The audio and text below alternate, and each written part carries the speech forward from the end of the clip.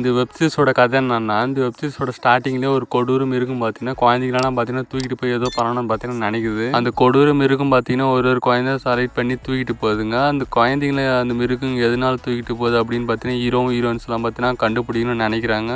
ஆனால் ஹீரோயின் குரூப்னால பார்த்தீங்கன்னா அதை கண்டுபிடிக்க முடியல. அதுக்கப்புறம் அந்த கொடூர மிருகம் அந்த குழந்தைங்களை எதுக்கு தூக்கிட்டு போச்சுன்னு கண்டுபிடிச்சி அந்த மிருகத்துக்கிட்ட இருந்து அந்த குழந்தைங்கள காப்பாற்றினாங்களா இல்லையா கடைசியில். இதுதான் இப்படி தான் பார்த்தீங்கன்னா அந்த 4 எபிசோடில் கதை கொண்டு போயிருக்காங்க. இந்த வெப்சீரிஸ் எனக்கு பிடிச்சதான்னு கேட்டிங்கன்னா, இந்த வெப்சீரிஸ் பார்த்தீங்கன்னா எனக்கு ரொம்ப பிடிச்சிது.